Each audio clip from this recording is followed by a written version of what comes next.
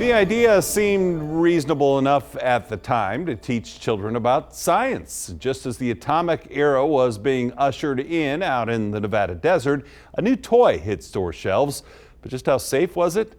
Well, in tonight's special report, Atomic Toy, News 3's Denise Rosh takes a look at the playset linked to our nuclear heritage. The great Zoltar here with a word of wisdom for your fortunes. In the world of toys, it is the perfect blend. Whether you're 8 or 80, we've usually got something for you. Vintage and new battling for attention inside Toy Shack at Neonopolis. This is, again, the world's biggest toy ever made. This is the G.I. Joe USS Flag. It came out in 1983. The USS Flag is fantastic! But nestled in with Mickey Mouse and plastic soldiers sits a red box, high on a shelf and bearing a dubious distinction. It is by far the most dangerous toy. The Gilbert U-238 Atomic Energy Laboratory, marketed as a safe and fun way to create chemical and nuclear reactions.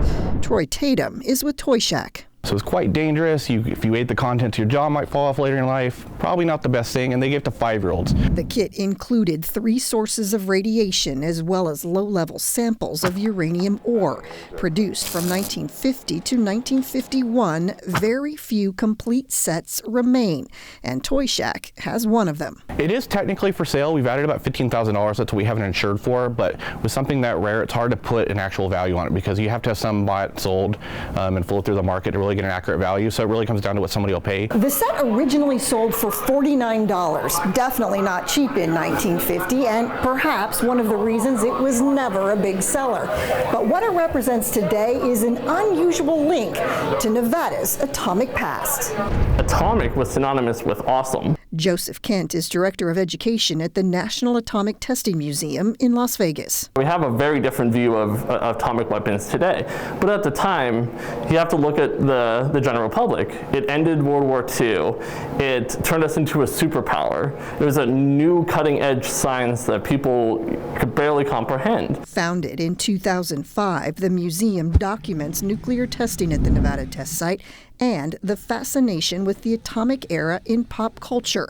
Here, too, a carefully preserved example of the atomic lab. Definitely a piece of the time, no question. Kent says while safety standards are certainly different today and the playset would not be something he would advise for children, radiation, he points out, is all around us. We get it from the sun, we produce some radiation, you find radiation in nature. And so that by itself is not inherently bad. It's when you have a large dose of it that it really becomes a concern. Nuke testing ended at the Nevada test site in 1992, although interest in the topic continues on.